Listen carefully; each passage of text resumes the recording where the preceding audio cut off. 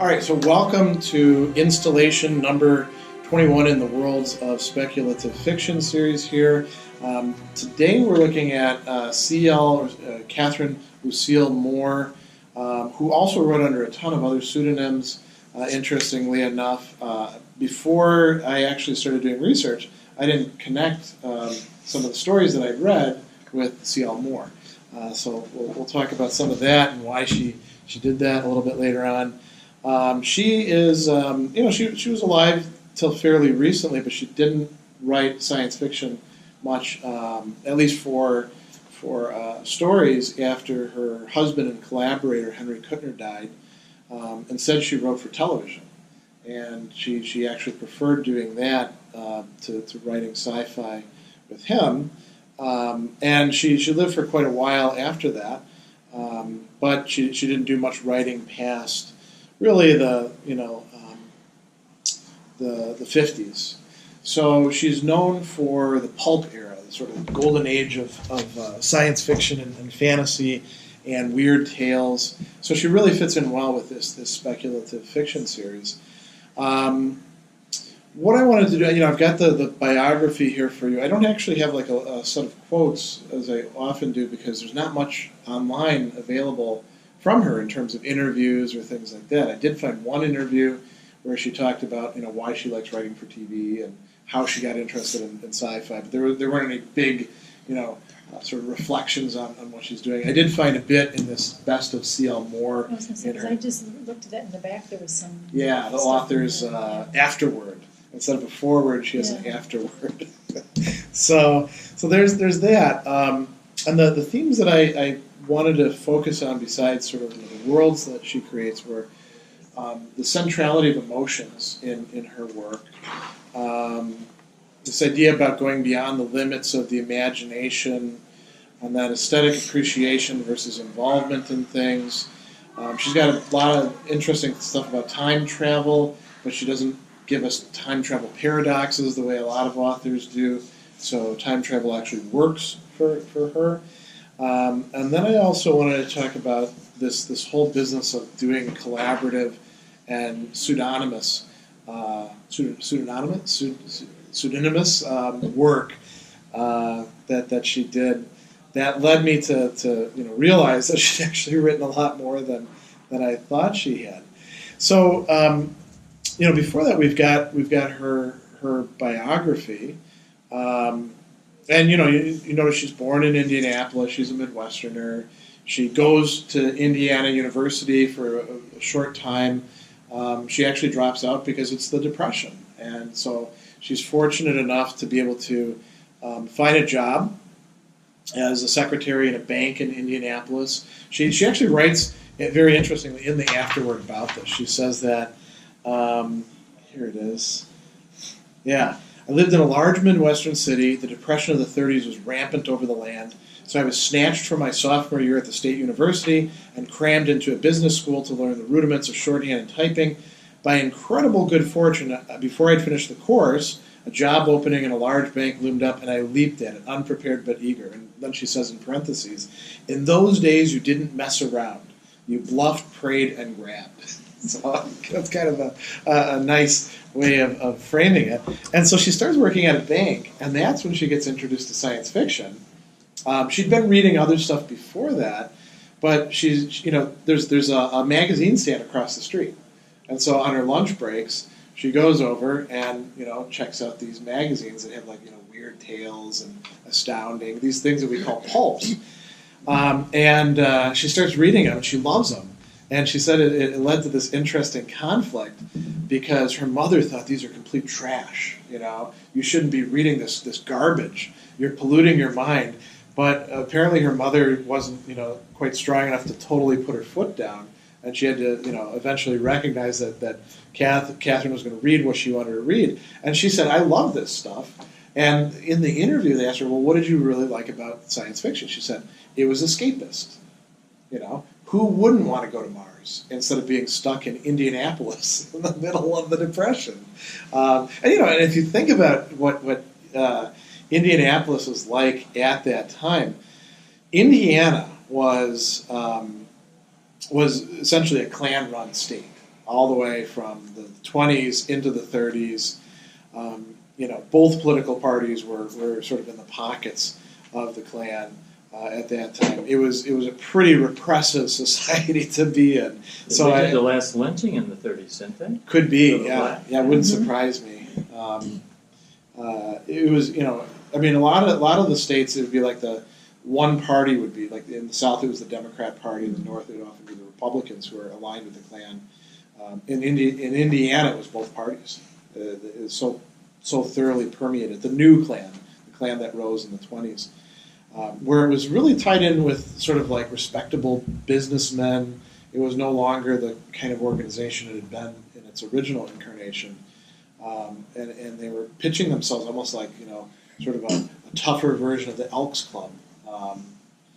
So she liked science fiction, I think, in part because it offered something quite different. And then she starts writing. And her very first story, Chamblot, which is a great story,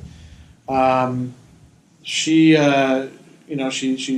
sends it off to Weird Tales because that's where she, I think it's kind of smart. If you're an author, you send stuff to the places that you like to read from.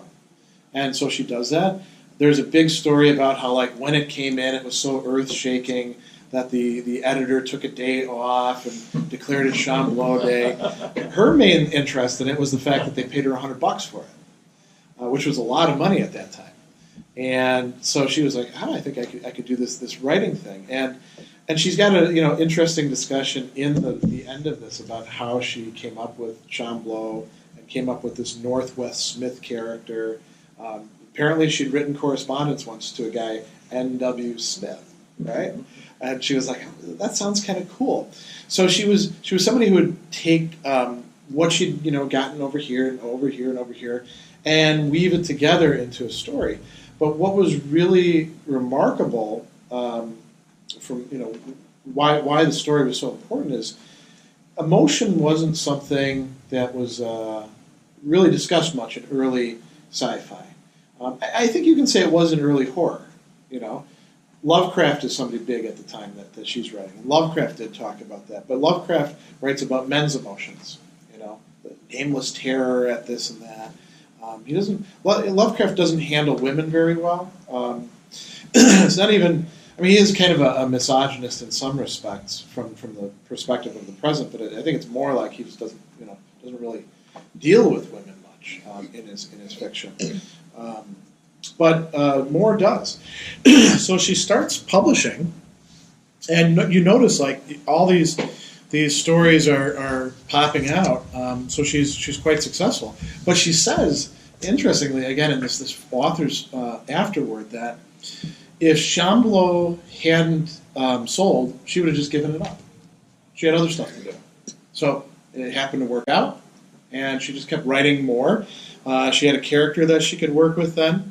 Black Thirst is another really good one that's starting out, and then she starts writing about Jirel of Jory, another great character of hers that we're going to talk about with the Black God's Kiss, and Jirel meets magic already in like 34 and 35. And by 1936, she meets Henry Kuttner. Kuttner thinks that she's a guy. He writes her, thinking that she's a guy and that he's going to have a nice, friendly conversation. Finds out that she's a woman. They start having connections with each other, and become romantically involved. And then they start in 1937 writing together. They start collaborating, and they find that they really work well. That he's got certain strengths and certain weaknesses. She's got certain strengths and certain weaknesses, and they kind of mesh together. So by 1940, they actually get married, and they begin publishing some of this stuff under pseudonyms. Nobody actually knows in the scholarship who's more responsible for certain works. There's a theory that Lewis Paget is more her and Lawrence O'Donnell is more him, but it could be the opposite. Nobody's quite sure. There are people who have talked about like spending time with them and seeing them work at the same typewriter, that he would do a shift and then she would, he would go and like take a nap or something. She would go to the typewriter, same story, start typing away, and they would work their stuff together like that. So that's pretty amazing. I mean, nowadays with word processing, it would be a lot easier to do that, right? But to do it on a single typewriter, that would be quite difficult.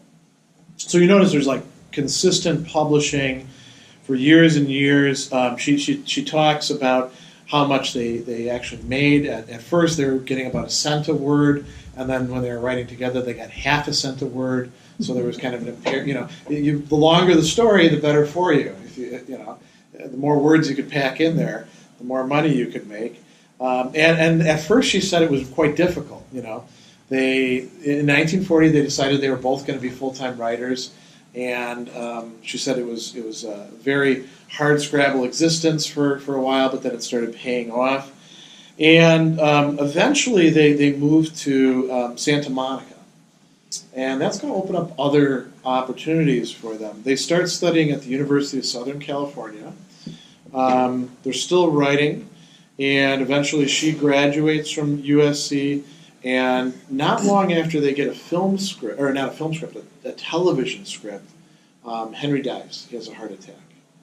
And you notice she really doesn't do much writing after that, at least not for science fiction magazines.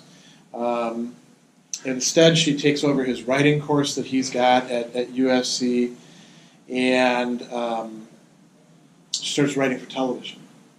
And in the interview, the one interview that I saw with her, she talks about why she preferred television writing, which to us might sound kind of strange.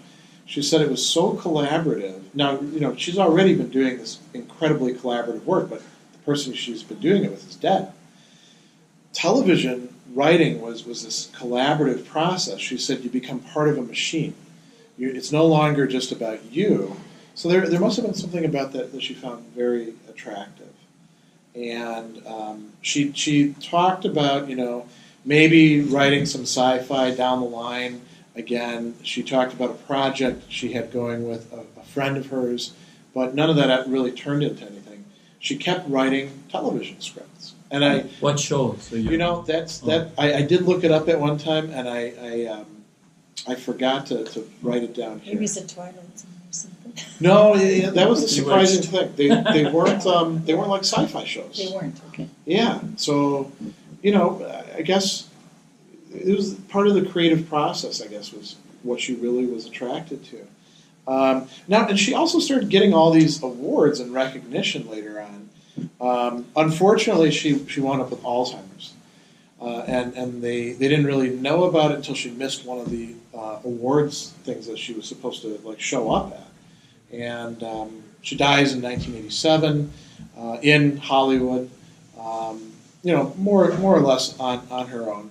She never had any kids, she was remembered by the sci-fi community, and she had a lot of very important influence, you could say. There's in the literature out there. There's a lot of discussion about this Jiril of Jory character, this woman swordsman in sword and sorcery kind of things, and how this is one of the very first real living female heroines in the pulp literature, and that this opened the door for other writers, like some of the ones that we've looked at, like McCaffrey, and it's interesting. When she was asked about whether she reads sci-fi, she says, I don't read much of that anymore at all, but I do like Ursula K. Le Guin. That her stuff is really interesting. And I think that must have been in the 60s that she was saying that.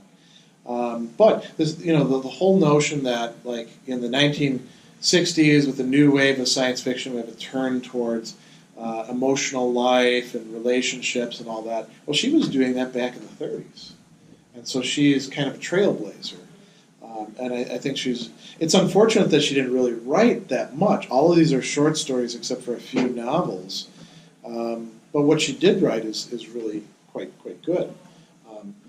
I'll mention that I actually encountered her work under the pseudonyms. When I was a kid, I had the Science Fiction Hall of Fame. I don't know if you guys have ever seen those volumes. There's three volumes, and they have the first one is all short stories, and then it's like novellas, I think, and maybe the third one is short stories, and they're really great stuff. So, as Louise Paget, she has, I think, Vintage Season is Louise Paget, and Mimsy Were the Borogroves is Louise Paget, I think, and then maybe the other one is another one. But in the Science Fiction Hall of Fame, you've got these two stories. Mimsy Were the Borogroves, the one that got turned into the last Mimsy, kind of hard to adapt, I think, given what was going on in the story. And then Vintage Season. Vintage Season is about these tourists, essentially time tourists, and they're traveling around visiting places where disasters happen, or sometimes, good things like Charlemagne's coronation, but mostly disasters. And one of them is actually preparing a big symphony with his sensorium, or harmonium, I think it might be called. It's an instrument that allows him to depict all of these things. And they're kind of like connoisseurs of human suffering. And like what the best times in the world are, to show up at the right place. So she's got this incredible imagination that she's sharing with Henry. I read that story, and then Mimsy Were the Borogroves is about what happens with a bunch of educational toys that accidentally get sent back in time, and how they affect these kids' lives, including Alice from Alice in the Looking Glass, but also a bunch of kids in sort of suburban, like 50s California. So, I read those, and I didn't realize that was C.L. Moore, because who would have known? And then I actually got this years ago when we were still living in Kingston at the library, and I thought it looked interesting, and then I read Chamblot, and I was kind of hooked after that. So I read quite a bit of her other stuff. And it's kind of difficult to find much of her work online, and it's kind of difficult to find a lot of her work in other places too. I don't know. What have you got over there? Oh, these are other books. Oh, okay. Let's see more. The Giro of Jory stories are gathered in one volume, and you can get that, but you can't find it in a lot of places. And then the Northwest Smith stories are available as well. Can I ask a question? Yeah. Given what you've got here, a lot of activity or a lot of publishing during World War II, I would have thought, it would have been put on pause. That nobody would have been paying. Who would have been subscribing? A lot of the population just so disrupted, and It was also the height of movies too, because people were looking for escapism during that time. Escapism. So the pulps, you get sci-fi and weird tales, which is horror and stuff like that, and fantasy stuff, but also a lot of true crime, right? And they're called the pulps because it's this super cheap paper, and a lot of the stories, quite frankly, aren't very good. So, but they were. You don't merit better paper. Yeah, it's going to decompose. Well, no, it's story. like not worth rereading. Kind of read them in toss. Yeah. So I mean, if you were a writer, unless you got some job with like the Army Propaganda Board or something like that, you'd have to find some way to make a living, right? So you probably had an incentive to keep on churning stuff out. But the question is, well, was there really an audience that would pay for it? And I guess, if you think about it, World War II did get us out of the Depression. So in a way, it increased the buying power of the people that were there. You couldn't buy certain things, right? Because you had ration cards. Like you couldn't buy tires easily, or what else was rationed? Did they ration chocolate? Or? Well, food supplies. All food. All forms of food. Sugar, flour. Sugar for sure, flour. Yeah. Anything that could have been sent overseas. Any metal, anything they could use for the war. It's just like. Yeah, but I don't think it really affected books. No. Well, Paper. I don't think it affected cheap paper. Yeah. Newspapers were still printing, and Weren't there a lot of pulp magazines sold even to the soldiers, though? Because of that I don't know about. The need for escapism. I wonder. So maybe the government actually Well, bought up some of them? They were or- cheap. I mean, they were at the time they were very cheap, Yeah, and that could be. I don't know. and that was. I think a lot of people bought it. You like I got said, those pinup girls somewhere for escapism. Yeah. out of some magazine. Well, I just think the home audience, I mean, maybe you're right, there are a lot of guys going overseas, most Yeah. of the guys. You know, but the audience at home was very female, so then the question is this attracting female readers? I mean, Yeah. she was female, I don't know. Well, I mean, I think sci-fi in general was way more male than female readers. But when you introduced Jarell, Well, yeah, I mean, she would have been somebody who would have been appealing to them. But you'd have to, I think you'd kind of have to know ahead of time, wouldn't you? Like, you'd have to know her by reputation. I mean, you could, I suppose you could tell by looking at the covers. They always had very lurid covers, you know. But with Jarell and Jory, you've got this red-haired, you know, warrior maiden with a sword. well, isn't it around the same time that Wonder Woman hit? When did Wonder Woman hit? The 40s. I guess. Yeah. I mean, She Jarell was is a a little bit product of earlier. World War She II. was a product of World War II, Yeah. Yeah.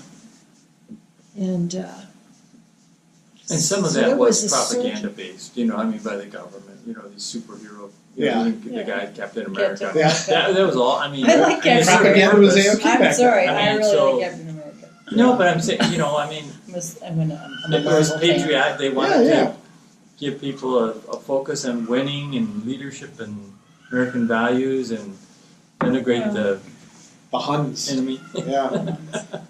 Whoever they may be. Yeah. Yeah, Captain America gets to punch out Nazis. That's so right. did Superman. Yeah. Oh, that's right, yeah. Superman took Superman- on the Klan at some point. He took on the too. Klan at one point, and he took on the Nazis at one point. Interesting. Well, I mean, she doesn't, as far as I know, she doesn't have stuff like that in what she's doing.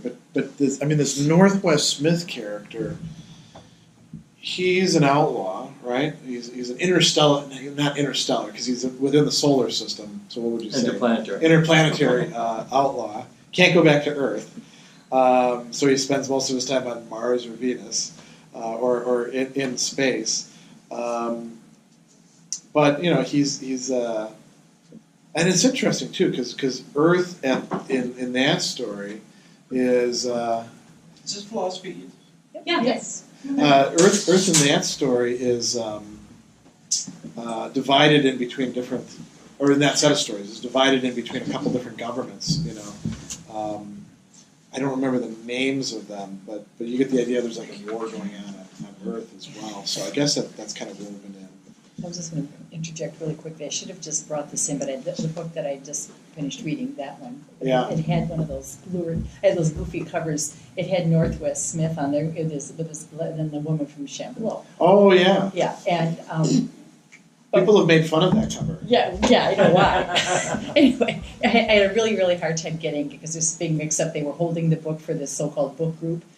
So I had it like 2 weeks. I kept trying. I said, no one is looking for this. She says, well, anyway. So when I got the book, you know, when she's checking it out, she's looking at me like, really?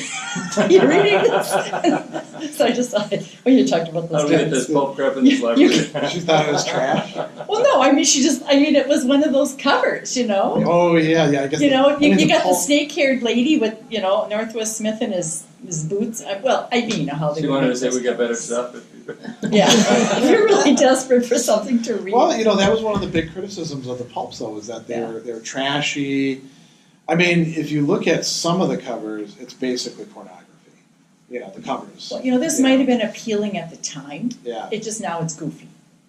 Yeah, but that cover in particular has been made fun of because they say that the artist who drew Shambhala didn't really. And the same criticisms get made of comic artists now, that they don't really understand how women's bodies work. You know, that's Well, she one of the looked criticisms. very nice, except that her, Very you know, revealing. she's a little snaky. Yeah. You know, and the snakes were done well. They were just quite dangly. But otherwise, you know, she looked nice. Well, yeah. I mean, and I think that, you know, this isn't something that we've talked about much, but with somebody who is primarily publishing and happy to publish in the pulps, I guess you could say that, you know, it's kind of the finished package, because when you like download, they have PDFs that you can get of some of these pulps. There's always illustrations in the middle of the stories, and those were supposed to be kind of part of the package. So we read it in terms of the text itself. We're like, oh, this is really great, wonderful writing, so descriptive and all that. But the average reader, I think, was kind of putting those covers. The covers were colored, and then you had the black and white, drawings in like every fourth or fifth page. Sometimes terrible, sometimes really good, and then you have the actual text. So in a way, it's sort of like, it's not the same as like having, TV or something where you've got a moving picture, but it's more than just the written word, I must admit, I was a little confused by the Meetup.com picture. Is this a club for the philosophy of pulp fiction novels? Well, this is a series on speculative fiction. So, okay. It's called Worlds of Speculative Fiction. What we do is we talk primarily about the narrative worlds created by different authors, and then usually I've got a number of philosophical themes picked out that are in the person's work, and we talk about those. Yeah, and it usually ends up being fairly free form because all of us have been here for quite a while. We do a different author every month. Yeah, so next month it's blanking on his name, Sprague de Camp, the fantasy author who gets his characters into the weird situations somehow by having them manipulate symbolic logic in the stories. And then we have another in December with. I'm blanking on her name too. Octavia Butler. Yeah, Octavia Butler. Butler. Yeah, so there'll be different themes talking about genetics and conflict and where autonomy comes in, things like that. So we do a lot of discussion of philosophical themes, but it's open to anybody who's interested. Have you read Lucile Moore? Or? No. Okay. I'm looking for more philosophy groups to kind of participate in. Okay. The meetup also has the other library events too. So we have the Shorewood Library event there, the MECWAN, which is the Philosophers of History. Yeah. It's part of the whole series, but this True, is a monthly here. Okay. And it's usually the third Thursday, right? We try second Thursday of every month. Thursday, yeah. So Lucile Moore, the author that we're talking about, she was essentially a pulp writer, but really made some important contributions. So let's talk about some of the philosophical themes. One is the real centrality of emotion in her work. She's unlike a lot of the other science fiction authors of the time who are great at describing how zap guns work or interplanetary travel, but aren't so great at depicting emotions. I mentioned that Lovecraft was kind of good at that, and interestingly, she had a correspondence with Lovecraft. She considered Lovecraft to be one of the giants of the time. You can see some Lovecraft influence on her in some of these stories. But Lovecraft probably wasn't very good at depicting women's emotions. And she does a good job with that, and she also does a good job talking about men. So you get kind of a nice picture of what's going on in the minds of the characters. And it's never very simple. They have these sort of conflicts that they have to work through. And so, Jirel of Jory isn't just sort of Conan with long red hair and women's apparatus instead of men's. She's like a fully fleshed out character who has desires and a whole sort of backstory and gets conflicted about what she's doing, is willing to. In one of the stories that's in this volume, Jirel of Jory has been captured by this guy who's conquered the kingdom, and she is going to kill him in one way or another. And so she decides to go essentially into the underworld to find a weapon that can destroy him. And she has to go through all these different things that are described in very Lovecraftian ways, I think. Finally, it gets to this place where it's called Black God's Kiss because she kisses the Black God, and the Black God gives her this thing that's like essentially like a disease of the spirit, a depression, I guess you could say, or a despair that goes to the very core of your soul. And she, manages to bring it out and goes up to the guy who's conquered. I forget his name. Guillaume or something. What was it? It was. It's Guillaume. I think it's Guillaume. Guillaume. Guillaume. Yeah. And he's a kind of sneering, tough guy, and she kisses him and gives him this sickness, and of course he dies. Dead. And then she realizes that all this time she was so obsessed with not making sure that he didn't get the kingdom, in part because she loved him, but she couldn't acknowledge it. So she also likes to get in a little twist at the end sometimes. In another one, that's here in this, which is not a Jirel of Jory story or a Northwest Smith, No Woman Born.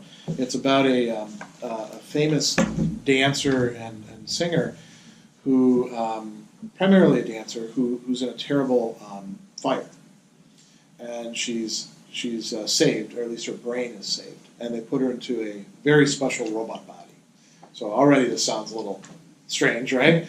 But it's unlike any other robot that's been created. They've got lots of robots at the time. This one is perfectly articulated. It's like a work of art. And the question is, will she be able to resume a normal life, given that she has sight, she has the capacity to move around, she has hearing, but she doesn't really have the other senses like touch or odor or taste, and she can't possibly have, and Moore talks about this, any sort of sexual relation with any of the people that she's involved with, which before had been an important sort of aspect of her personality. Will she be able to do the sort of things that she was able to do? Will she be able to be still an artist? Or is she going to be a freak? And she schedules a performance. And the guy who had been involved with her is very worried about this. He thinks this is going to lead to her having a breakdown because the crowd is so fickle. And she is going to be seen as so brave at first, and then everyone's going to forget her, and then they're going to judge her, and she's going to be devastated by this. While the twist is that she rises far above all that. And the question for this character in the end of this is not whether she is going to be psychologically up to the issue. The issue for her is whether she is going to, here we go, whether she's going to, she says, I'm not subhuman, I'm superhuman. It's not unhappiness that's bothering me, it's fear. I don't want to draw so far away from the human race. I wish I needn't. That's why I'm going back on the stage to keep in touch with them while I can. Because she realizes that she's stronger than anybody she knows.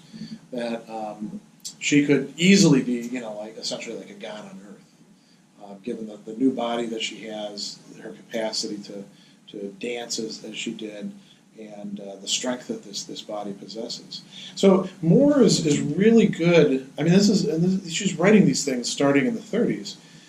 She's really good at going into depths of emotions in her characters, something that sci-fi hadn't really been doing much of at the time. She does it with the very first story, Chamblot. So what do you think? Is this something particularly interesting or important? Is this, or maybe emotions really aren't that critical for sci-fi and fantasy literature? Maybe it is more about the sword play or shooting people. I'm trying to think of the story. It's the one where the man has got the crystal cubes with the two women that he just wants to marry, and he doesn't know which one. And then he gets visions of what it would be to marry both of them. He was a geneticist that could do sex determination, and it was. And then I'm trying to think that it was like something with the gods, greater than gods. That wasn't it. Anyway. having going generationally, 1,000 years into the future to see what happened if he married this one woman and had the girl child, or if he married this other woman and had the male child.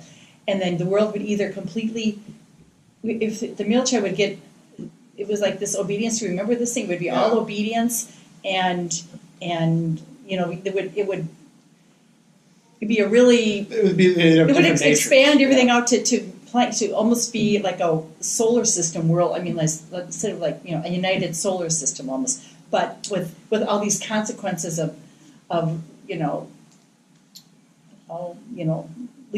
overlords almost. Oppression. Right. Well, it isn't so much oppression as it just was an overlord and obedience and whatever. And then the girl would have been more of a matriarchal, no more wars. But then they kind of lost their whole identity as humanity. So he was trying to figure out which woman to marry, and then it got really, really critical because both of these children are whom he falls in love with, just knowing their way in the future. Yeah. But he just really, because he can see himself and he can see both these women, and it's just it's really an intensely emotional thing. And I mean, you're talking about that. I hate to give away the endings in case anybody wants to read it. There's another theme that I hadn't really thought of connecting it with, and it's kind of a classic theme in literature. Another important early science fiction or speculative fiction woman writer, Mary Shelley, is dealing with this with Frankenstein, the creation of a new being who is somewhat, it goes beyond what you're expecting. And how do you feel towards it? In Frankenstein, on the one hand, Frankenstein feels towards the monster a kind of repugnance, but also a kind of love. It's his child, but it's also this horrible thing. And he doesn't do very well as a dad with it, right? And there's something. I mean, the guy who designs this robot body for the dancer, that theme shows up. There's another. Oh yeah. So there's another one of the Northwest Smith stories. There's Black Thirst. There's this creature called the Allandar who has been breeding women, designing women for generations and generations to try to raise them to the sort of uttermost level of beauty. And it's a kind of vampiric creature. It lives off of beauty. So that's why it's been doing this, and it trades these women or sells them to various men, but not the really great ones, just the lower ones. And there's this sort of like manufacturing the person motif going on in a lot of her stories. There's even one in here. I don't know if you read this one, the one where it's Fruit of Knowledge, Adam, Lilith, and Eve, and same sort of thinking about, great discussion of emotions in it, of course, but same thinking about humans as made things, as the products of something else. So I think that's a big theme. I read all of them up to like the last two because I didn't have time. I only had a week with the book because of the backup. So I read right up to No Woman Born. Okay. What were you going to say, Andy? I was going to ask, did Philip K. Dick read her? I don't know. That's a good question. I can't imagine that he didn't read some of. Why do you bring that? Well, it's probably just because we just saw. Oh, Blade Runner 2020. Yeah, I mean, it's some of the same sorts of. It just made me think of that. The whole theme idea about perfection and kind of creating relationships through the sort of ultimate, body type or the ultimate. Emotional control. Yeah. I mean, I just keep thinking, I don't want to say anything about it because I don't know who in here plans to see it or hasn't seen it or will see it. You don't want to give away spoilers? I just found that. I don't want to give any spoilers. Utterly disturbing. But there is that wonderful line. I won't say the line, but there is a wonderful line. Utterly disturbing. About a soul. Yeah. So don't say it. Okay, yeah. I don't want to disrupt anybody's. There's I suppose I could mention that there's some Pinocchio references too in Blade Runner 2049, and that's the same sort of theme, right? The how something becomes genuinely human. Right, and that's kind of what I'm thinking. Is that's an age-old sort of right. That's always there. But it's just interesting to me because it seems like she was very influential. I mean, I was also thinking too of even, Lewis's space trilogy. Yeah. What about his space trilogy? Well, just I don't know. I'd have to think about this a little bit more. But I think the fact that there was so much of her work that was read as other people in and of itself is interesting to me, connected to this idea, right? And so I was kind of thinking of we accept that Lewis wrote fantasy in Narnia, in those Chronicles, and that he had the sci-fi trilogy, and then of course he had philosophical explorations and books about Christianity and he the was Great a Divorce, and he was a medievalist. Yeah. So he was somebody who drew from many influences. Yeah. And so I'm thinking as you're talking through it, not having read the stories, but only what you've been sharing with me as you've been preparing for the lecture of sort of what was interesting, and just kind of thinking about that. I don't know where my thought's going yet, but it's it's something that we accept, I think, more readily from some authors than from others. So why wouldn't she be able to, infuse emotion as much as swordplay or anything else? And why wouldn't she be able to explore, however or whatever person she was writing as, what makes for the ultimate being, and I think part of it was, the pulps at the time were, a lot of the stories were designed to arouse emotion, right? But they weren't depicting emotion all that much. Maybe more in some other genres than the pulps, like the true crime, but it was usually kind of stereotyped. Well, the pulps too, they tended to be titillating in ways that, even the whole tradition of lesbian pulp fiction, there always was the wayward girl who kind of fell off the tracks, and then she got entangled with a woman. Yeah. And then some guy, who likely played football or something, would come along and save her from her waywardness. Yeah. But that was every single lesbian pulp fiction story was that. Yeah. And that was the type. And so, the sci-fi pulps, they were, from what you're saying, especially with the ones that she published, there was that kind of titillation factor. Yeah. We're going to make the most, perfect woman.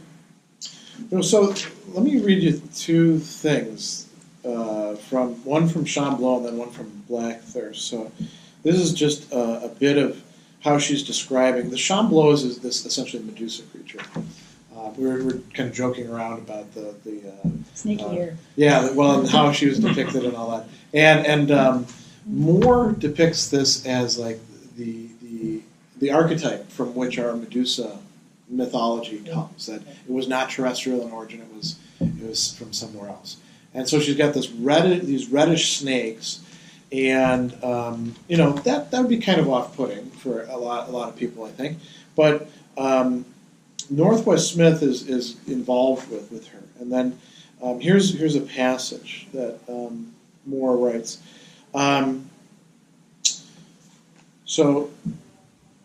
Here we go. There was beauty in it, the wet scarlet writhings with moonlight sliding and shining along the thick worm-round tresses and losing itself in the masses, only to glint again and move silverly along writhing tendrils. An awful shuddering beauty more dreadful than any ugliness could be. But this all again he half realized, for the insidious murmur was coiling again through his brain, promising, caressing, alluring, sweeter than honey, and the green eyes that held his were clear and burning like the depths of a jewel, and behind the pulsing slits of darkness he was staring into a greater dark that held all things. He had known dimly, when he gazed into those flat animal shallows that behind them lay this, all beauty and terror, all horror and delight in the infinite darkness upon which her eyes opened like windows paned with emerald glass. And then he goes on a little bit more. In her living cloak she swayed to him, the murmur swelling, seductive, and caressing in his innermost brain, promising, compelling, sweeter than sweet.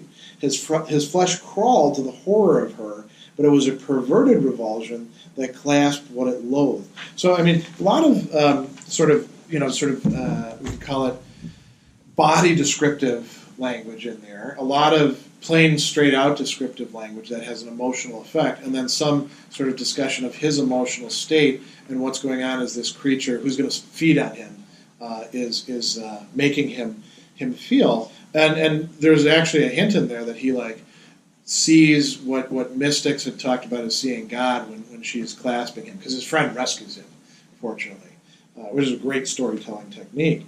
But this perverted revulsion that clasps what it loathed, that's almost like theological in its depth. And so, she's working with emotions, but it's sort of like saying, I play this instrument, and then there's an actual great musician, and he plays this instrument or she plays that instrument. To use the words, we both play music. It's not really the same term at all, right? Yeah. Her handling of emotion is way beyond what a lot of the other people were doing at the time. And then to go back to this creation thing. So the Alandar in this Black Thirst is this creature that's been with humanity from the beginning, breeding women to be beauty, and the Alandar has effectively bred all the other stuff out of the women as well. So there's this. Where is this? I think I might have. I think I might have missed the passage. I'll just sort of summarize it. So these women, they're kind of vacuous. They're incredibly beautiful. They have no personality. They have no drive or anything like that. He talks about them as jewels in a setting. The main female character in there is not like that. She actually does have drive. She actually wants to do things. That's why she's kind of low in the status. She's not very beautiful, even though she's incredibly gorgeous in relation to outside women in this harem that the Alandar has been breeding. She's unremarkable as far as appearance. But the Alandar is interested in her precisely because she has something that he thought he'd bred out. She's got some personality. And that she's the one who brings in Northwest Smith. She tries to get him she recruits him essentially. So that theme of the creation of another, yeah. But those women are bred to be so beautiful, to evoke such powerful emotion. When he was going through, he was just about Northwest Smith is almost killed from the from the emotional thing of just looking at the beauty of these women. And there was the other story where the guy goes into the desert and then he gets in this big bubble. Did you read that one? And then he goes, and then he meets. But somehow when he gets in there, the creatures are so revolting because they're so different, like these one-eyed, sluggish-looking things. Yeah. That he falls in love with this woman, but they see each other through what they think they see, okay? And then in the end, they see each other for who they are, and yet they're still in love because their love transcends all the physical parameters that we think is beauty or not. I think it was the second story in there, something like that. But that was, again, very emotional. Like the philosophy of love, what is that? Yeah, are there different kinds of love maybe? Like there's love of the ancients typically talked about there being love of the body and love of the soul, right? And love of the body, okay, that's nice, that leads us to have sex and all that sort of stuff. But somebody gets old and now you don't love them anymore, right? Because you're like, well, not such a great body, Of course, if you're growing old with them, they could also turn to you and say, "Hey, you're nothing to look at either." Right? Yeah. But love of the soul transcends that. Well, that's what that was about because it was, like I said, a one-eyed She uses a lot of symbology, a lot of snakes, worms, red hair, white skin. It's pretty universal in all of these characters. And Northwest Smith is a big strapping guy. But the women are all the same, no matter.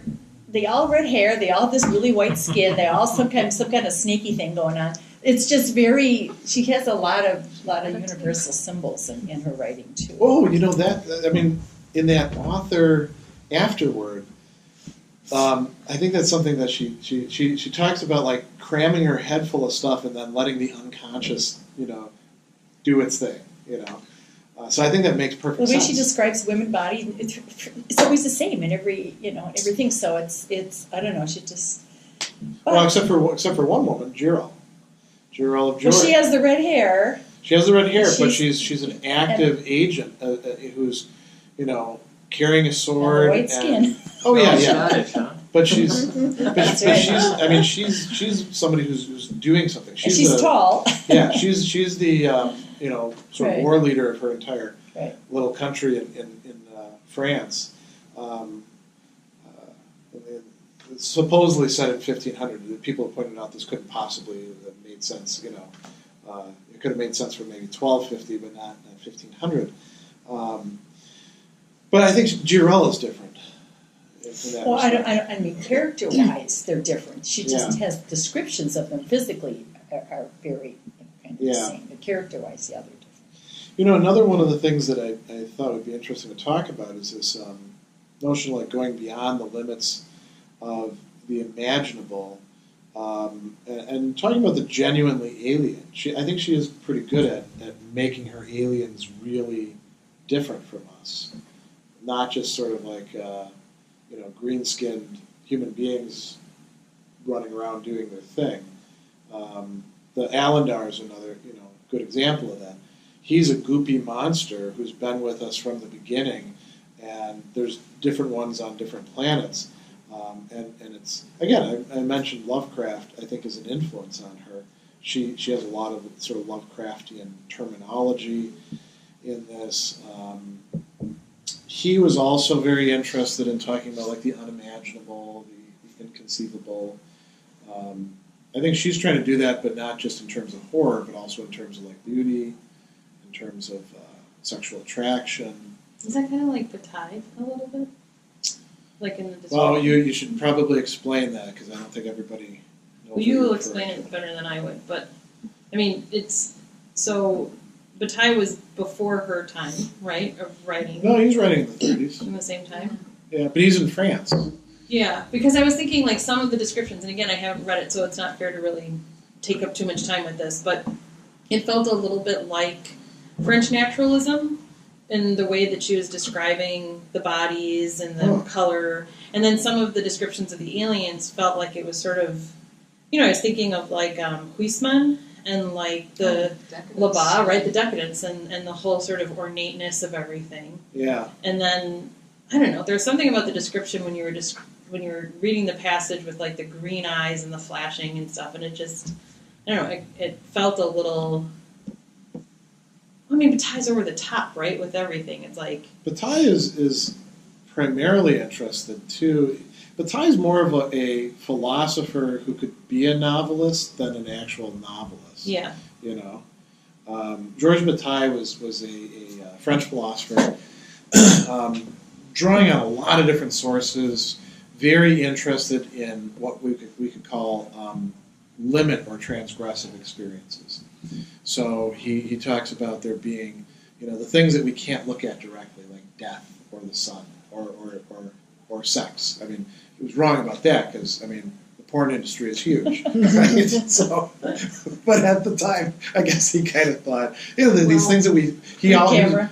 Did he write Story of the Eye? Yeah. Yeah, so he could, You can imagine. and the solar anus and things like that. Yeah. So he's very interested in pushing the envelope. He's also interested in like trying to figure out what was going on in the sacred in like, I think in part because he was really interested in what would be vital, what would be really living. And this is something you see in the decadence too. Like our society is all kind of boring. How do we break out of these chains? The drooling tortoises so heavily that they can't walk is the thing, right? Like the jewel encrusted. Yeah.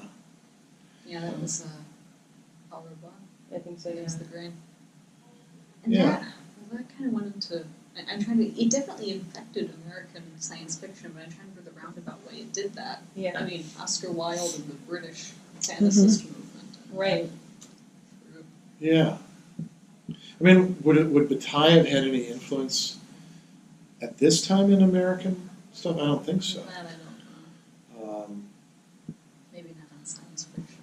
Yeah. Probably more like on the new wave of science fiction in the 60s and 70s. Dangerous Visions, I bet.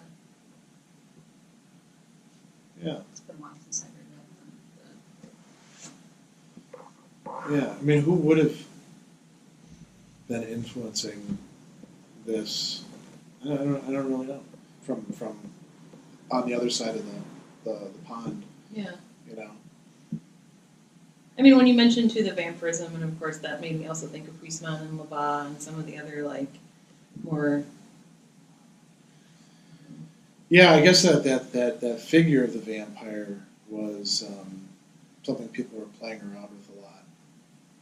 It's interesting because in the story, she, she's kind of joking with the main male character and saying, "Oh, you think I'm a vampire, huh?" You know. So there's kind of sort of I'm not really that kind of vampire that you're thinking about, you know. But she comes from a race of Medusas that, you know, eat you up essentially, drain you of everything, show you God in the process. I mean, that does actually sound a lot like Bataille. So, I mean, I don't think it's influenced at all by Bataille historically, but it does sound a lot like. You see where the parallel popped into my head. Yeah, okay, that makes a lot of sense. Yeah, and I suppose some of the other stories could similarly have that sort of thing. I mean, and one of the ones that, to change it a bit, so I mentioned Vintage Season. Vintage Season, you've got, again, aesthetic experience. These people who are traveling in time, and they go backwards, and they all have to like take a pledge not to mess anything up. And there's a really interesting discussion in there about whether it's possible to actually change history or not. So the story in Vintage Season, this guy, he's got a villa, he's renting it to these three people, he wants to make as much money out of them as possible. They're there for the vintage season. They're really kind of weird, exotic. They're super graceful.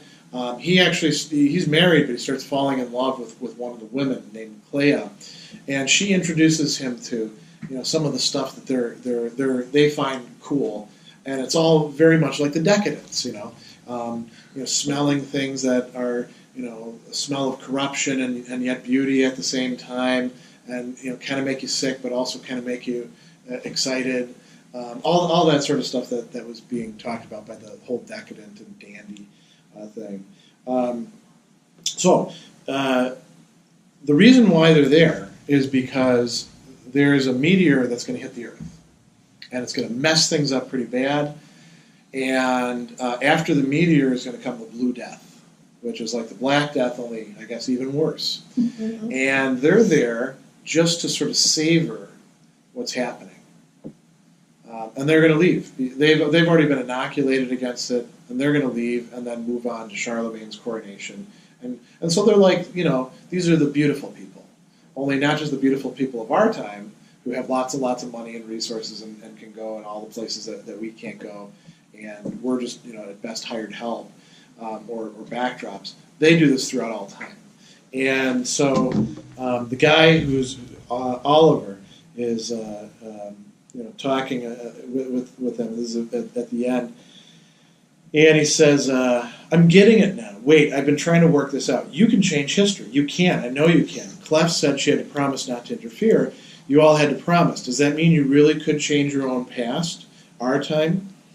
It says, Kenbei laid down his pad again. He looked at Oliver thoughtfully. Yes, the past can be changed, but not easily. And it changes the future too, necessarily. The lines of probability are stitched into new patterns, but it is extremely difficult and it has never been allowed. The physiotemporal course tends to slide back to its norm always. That's why it is so hard to force any alteration. We don't change history, Wilson. If we changed our past, our present would be altered too, and our time world is entirely to our liking. There may be a few malcontents there, but they're not allowed the privilege of temporal travel. And so what you've got are these people who are essentially living off of history, savoring all the really cool bits, and then throwing all the stuff away like a husk. Boy, that's almost like more decadent than the decadence in some way, and that's part of what she imagined. So this theme of taking an aesthetic position on life versus involvement. Jerry of Jor-El, Northwest Smith, these are people who are involved. These are people who are changing things, who are taking action. But you have these other people who are just purely, they're not purely detached in the sense of being unemotional.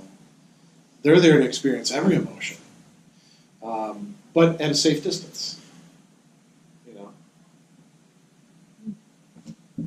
So that's kind of an interesting theme. We could raise questions like, if you could do that, would you do that?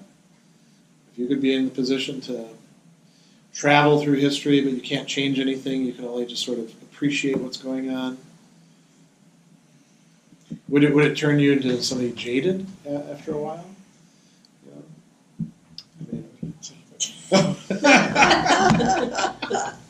Quite an admission. That's pretty antithetical to another story in there of time travel of the guy who just lives life to the ultimate. And he has nothing else to do, so then they invent the time. Did you read that story, the time travel thing? And he keeps going, and then he keeps coming up against this woman and with the smoky eyes, and then he finally, figures out that that's somebody that, they finally, with all these times come together. But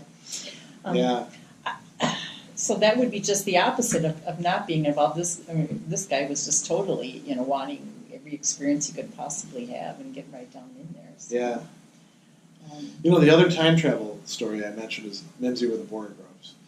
And that comes from a Lewis Carroll poem, right, The Jabberwocky. Mm-hmm.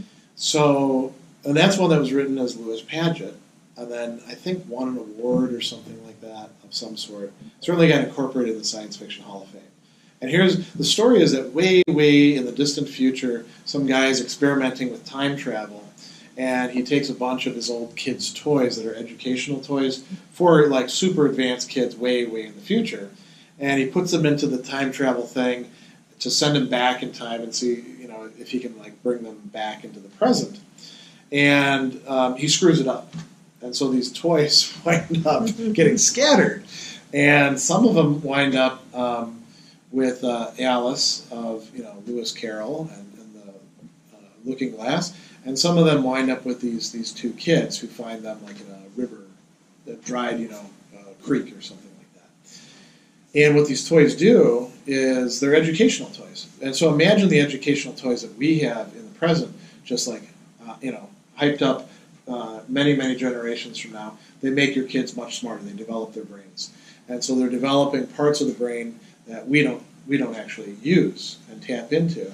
So these kids are becoming incredibly smart, but not incredibly smart like taking in lots of information, rather like seeing how time works and how the whole matrix of the universe can be visualized or things like that. So those are the things that you see like Buddhist mandalas playing around with, right? If you ever look at those, or some other things along those sorts of lines that people are trying to visualize. That's what's happening to these kids, and kids are in a malleable state. Lewis Carroll talks to Alice and agrees to write down what she has to tell him verbatim. And what she does is tells him the Jabberwocky.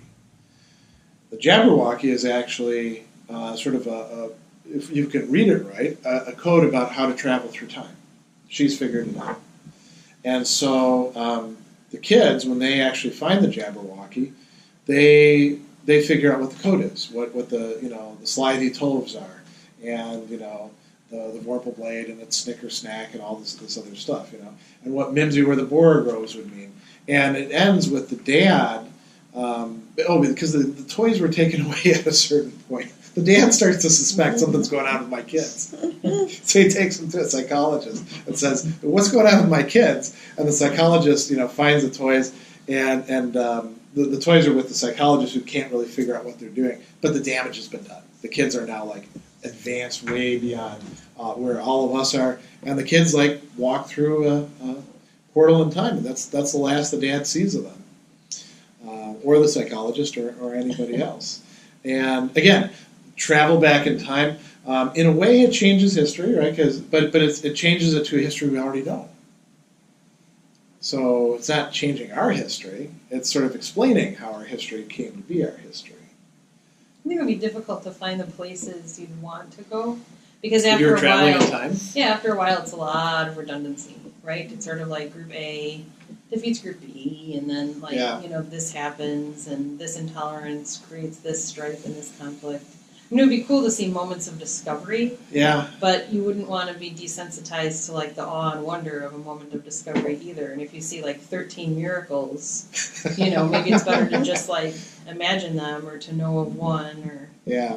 I think of one practical problem that almost nobody ever really thinks about is you would not be able to understand anybody.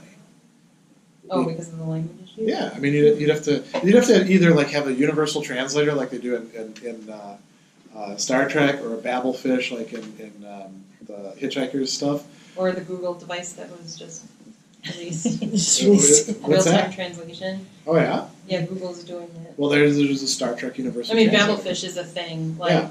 right? We talked about that when we Yeah. talked about Adams, I think, right? But yeah, Google has a new and improved version Wow, as of like last week, I think. So, that's pretty amazing. so we could take that and then Yeah. and a snack, right? Like you want to have something that you could tolerate That would be the other thing too. You'd have because to you'd work. be killed by. Yeah, I mean, in this one, they get Bacteria. inoculated, right? But I Yeah. mean, imagine the shots you'd have to go through history and not get sick. Yeah. You know? Jeez, get typhus and all that. Right? You wouldn't want to drink the water. Yeah. But it would. I'm sure it would be quite fun. Well, it would be interesting to see the actuality of it as opposed to our interpretation of it over time. That would be the other Of thing. history, you Because mean? yes, because history is kind of the story we tell Yeah. about an event. But to see the actual event rather than the story from the winner or the loser side or all the Yeah. stuff that gets attached over Yeah. the years, to see the actual event as opposed to the tale that's been told over the years about Instead of it. somebody's narrative. Yeah. Yeah. I mean, the stuff that we possess besides narratives are sometimes like archaeological artifacts, right? So, we sometimes get that stuff, but that doesn't tell us more than just a tiny little bit of the story, too. Yeah. And even Knowing that's context. the narrative that the archaeologist thinks about. Probably ritual purposes. Would When they don't we- know what something Do you think is. we'd be able to recognize if we were in historical situations? Would we be able to actually recognize that, like, this thing that we've called a historical event is taking place a lot of the time, or not? I don't know. We make commitments as human beings what we are going to call things, what we are going to do. We just like that's a telephone because we all made a commitment at one time. That's what it was going to be. So I don't know how that would all work with what's already ingrained in our. I mean, there'd be some things, like, let's say you were there at the signing of the Declaration of Independence. You probably could identify that as that. Yes. But some of these battles, like, if you didn't know exactly where it was, I won't could you look at a battle and I don't recognize think it's the battle of this or that, I imagine there's going to be room for some disappointment going back. Yeah. I think there's a lot of stuff that's probably, Well, most things, unless it's been like analyzed intensively to where you can actually pinpoint, like, no, this person is lying about this, or this author is lying about this. I think Yeah. most things are just going to be not as exciting. yeah, I mean, for an example, so Charlemagne, Charles the Great, the giant among men, he was like 6'2". I'm 6'3", So I would be, if I didn't know any better, I'd be going back and expecting to see this gigantic guy who's, real badass, killing people everywhere, Saxons on one side, Saracens on the other. He probably wasn't that much to look at. It's just that everybody else was so little, Everybody would be dirty, How swollen would Oedipus's foot actually be, right? Or not? Yeah. Well, yeah, I mean, it's those kinds of things where if you could. If you could go back and see Oedipus, would you be primarily interested in his foot? Or No, other you understand stuff? what I'm saying. Like, you could walk by him on the road just like everybody else and just be like, oh, that's, True, yeah. I mean, would I know it was, Helen of Troy? Would I be like, oh my God, that's the most beautiful woman I've ever seen? So that, you're right. Maybe we go back in time and we see Helen of Troy and we're like, she's not that much to look at. A ship or two. Yeah, exactly. On the other hand, you can go back and look at things like the Lost Colony of Virginia Yeah. and find out what happened. Get the rest of Sappho's poetry. Oh, Just a few syllables. oh right. Oh. Or Diogenes, right? Wasn't it? Well, I mean, we've You can lost, save all the books. when it comes to philosophy, we have lost probably at least 3/4 of the literature that we know about. from just from Diogenes Laertes' Lives of the Philosophers, where he gives us lists of what everybody wrote. Like some of these philosophers, like Epicurus, for example. Epicurus is one of the most prolific authors in antiquity. We have 5 works of his. And that's only because Diogenes Laertes took 4 of them and wrote them out by hand in his book. If he hadn't done that, we wouldn't have any of them. Chrysippus, the second most prolific author probably, we have nothing. Just fragments in other people's works. It would be, and now we might go back and get those and we'd be like, well, it wasn't very good. I understand why nobody saved it. It wasn't a very good writer. They saved it, it just got burned. I would say it got destroyed in the fire in Alexandria. I was going to say, Maybe, yeah. Well, that's a lot of that went. Well, and we might be lucky and find some of these things. You know, there were those scrolls at Herculaneum that first when they found them, they managed to screw up some of them. But now we actually know how to unroll them, right? And so we're finding cool stuff in them. So that could happen. You know, the Dead Sea Scrolls. You know, they found a lot of cool stuff with that. Well, they even say in places like Ephesus, they've only uncovered, dug down 10% of what they projected there. Yeah. You know what the biggest problem is for like excavation in a lot of these places? That people don't want you digging under their houses. You know, there's all sorts of stuff in Rome, but you're not allowed to dig. You know, in most of these places. So who knows what's down there? You know, and I understand why they don't want you to dig. Maybe you'll collapse their place. Well, also once you find antiquities, then all of a sudden that's taken over. Yeah. So I mean, because when we were in Greece, that was a thing too. If you can't, you find antiquity, this is our government takes it over, and that's kind of it, and you can't do anything with it. So they don't. Yeah, it's kind of. Yeah, it'll be interesting to see what happens in Singapore in some ways because they run out of space to build up, so they're building down. Yeah. They're going, you know, How can really they build far down. I mean, they're below sea level. I mean, I would just think. It's the reason I know this is because they're actually building an extension to the campus for the Yale and the Culinary Institute both have satellite campuses there, and they're building down for like housing. And How far down? Very far, like 30, 40 stories Why down. don't they just? Wow. That's like. I would not Just want doesn't that. Would seem- just make me so That would anxious. not work for a lot of people, and even just the economics of. I mean, the Where are they concrete gonna they go? would have to pour to keep the sea, the water Well, out, they're doing Yeah. it, I guess. and then the lighting. I mean, just like who wants to be entombed?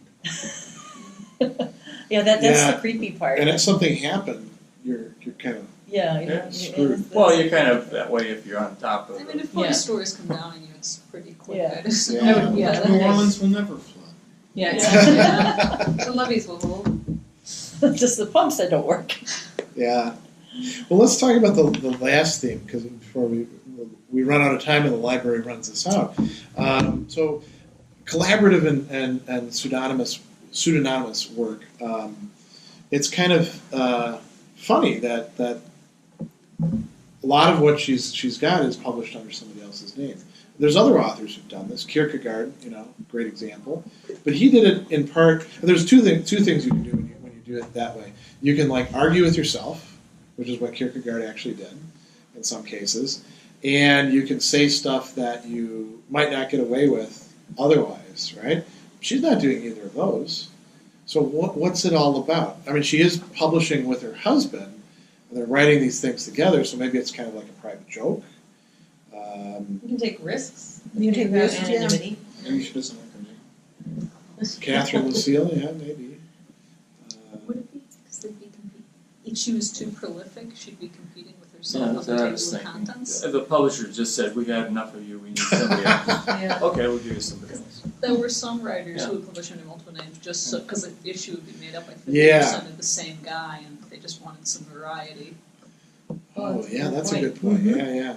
Yeah, the other thing, even just taking the World War II period, I mean, a lot of authors are probably dispossessed, are just gone, are not going to be able to write. So by publishing, you're adding sort of more to the stable. Well, you make it look like we got this journal, it comes Yeah. out Yeah. quarterly, and we got these 10 authors, and it's really 2 authors. That's actually a great idea. If you wanted to start a movement or something. This is again, it'd be sort of like what Kierkegaard was doing. You have a couple people discussing your ideas, but they're all you. Some content accounts. Well, it happens in the inter-universe. Oh yeah. Say Oh, say it yeah. again. That happens in the With Enderverse. Orson Scott Oh, the Card's. Enderverse. Oh, Scott Card's Enderverse. Enderverse. It happens there. The sister is writing under one name, and the brother's That's writing right. under another name. Yeah. As Locke and Demosthenes, Mhm. right? Right. Locke and Demosthenes. And Yeah. everybody's trying to figure out who's who. Yeah. And since they lived 300 years, it's really tough. Well, and Just keep Ender going on. and Ender himself, writes his He- stuff he- and then changes his name and not change his persona, but at least what he looks like to other people, so that there's a point in there where he's quoting from himself. Mm-hmm. I think in the second or the third book, and people are like, "Who are you to bring that up?" He doesn't say, "Well, I wrote it. Yeah. Yeah, I was gonna say at some future point, you may want to vary from your format, or at least it's an idea, and take a movie when it becomes available, like Blade Runner 2049, and do it as sort of and maybe you won't get it done in, there's no way. I mean, but That's 3 hours. No, but Do I an mean, analysis, you would or- basically say whoever comes, Yeah. read what you want in advance, but you're going to experience it at the time, but we're going to break. I mean, we're going to stop and say, there's so much in that movie, I think, that bears rewatching, processing, whatever, but to do it as a group and to say, where did that come from? And I mean, and what is he saying? Have a discussion, because I think it's a gold mine. I mean, and not That just could pick be on one movie, but that one is just one some of us have seen recently, and there's a lot there. Yeah. And There's so many movies we could do. Yeah. Well, that's what I think We could too. do a whole year on Philip K. Dick's movies alone. Yeah. Quite frankly, Yeah. I mean, we could separate it out into pieces. Or I think what it would take then is we'd have to get the library. I think that would be something we do in the big room, and we need like a big screen. No, but even if for this size group, that's screen Oh, right yeah. there. I mean, but Well, you have that's to wait till it's a on DVD or something. But Yeah, we yeah. have to decide, okay, come in. We're going to Well, watch half library of a will movie probably this have it. week and Yeah. half another time, Exactly. and just see how it goes. I mean, Or maybe you it That's would a work. fun idea. Yeah. You We just had talked cue it about to this. certain scenes. Right. Cue the movie to certain scenes. Yeah, they Maybe we'll can do go that through all as the battle a stuff just new fast. thing, Well, that's what I'm saying. It's Keep doing this and then different do- format Yeah. that would. I think a film discussion group would be super cool. Yeah. Especially if it's building off of like exactly what you're talking about, the kinds of things that we've already discussed with great interest. I mean, it would be really interesting in some ways to like even compare different versions of some of these stories. This Blade Runner was just really took off from the Wait, first one. no, don't say too much. Frank. No, I'm not. I think I'm not everybody- saying if anything you're about gonna it. see I'm Blade just Runner saying that it, 2049, well, because you've it seen was. the original, so it is an extension of Yeah. it. But so. I mean, they took the theme so much deeper than they did the first Well, time. so much around. richer with Yeah. all the graphics and things. Well, no, I mean, but just the theme of it. 20,000 different versions of 2049 like there was of the original. Oh, like the director's final, Director's super cut, final, super final. really, I don't know really, if they- really final cut. I don't know Yeah. if they'll do Like the that. director really means it cut. I mean, Yeah. it was like they were all named The funny big things big too. worry right now is that it's not making enough money, so that maybe nobody will make another one to follow up on it. Well, Because Hollywood doesn't like it when you spend lots of money and then don't deliver at the box office. Well, it's easy. Just make 50 different versions of the same movie. yeah, Yeah. that would be really fun to do though. Yeah. Like something to propose for maybe 2018 in addition to this is what you're thinking? Yeah, that's not a bad idea. Yeah. I mean, I think we do continue with the focus on the books because Well, there's so many authors still. Yeah. Well, and I've gotten a lot of. Now we're sort of like totally in digression land, but and that's fine with me because I don't actually have much more to say about Moore myself. But I've been, since we've been filming these, I've gotten a lot of people weighing in with comments. People are ticked off that we haven't done Heinlein yet. They're like, "How could you not do Heinlein?" And then there's a few other people who they're like, "You should do this or you should do that." And so that this coming year we're obviously going to do Heinlein. But we're going to do some others as well. Any movies of the Heinlein book? We should technically do Heinlein. Well, I mean, Starship Troopers would be a good one to do. Although the movie really diverges in its tone from. I mean, that was when Heinlein really was into like the military thing. Starship Troopers managed to kind of turn it on its head. I think the movie. I watched Starship Troopers as a kid, and I was like, oh. You didn't get the irony? I didn't know. Yeah. Well, and there's good discussions in Star Trek Troopers about what makes a citizen. Yeah. And whether it's okay to, use violence in the way that they are, and who started the war, and there's so many great movies that we could do. It's kind of fun too because I just keep thinking about the Blade Runner thing because it is. That would be. Oh. And I'm not going to say anything about it. That would be like 6 or 7 hours of total, right? If we were to kind of take it apart and stop. Oh yeah. But in a way, with 2049 because it's like 2049 is 2 hours and 49 minutes. Yeah.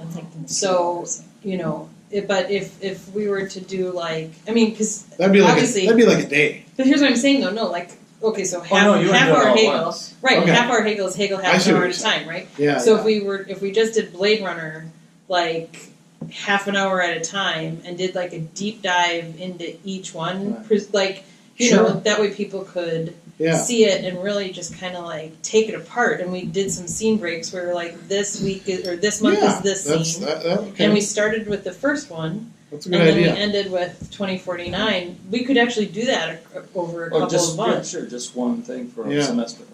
Yeah. But the other thing too is because it would be in DVD, theoretically everybody could rent it. Well, you could rent it, but you could sort of go to a point and just say, we're stopping at 20 stop minutes. at this number in the sequence and say, I'd like to go there. Yeah.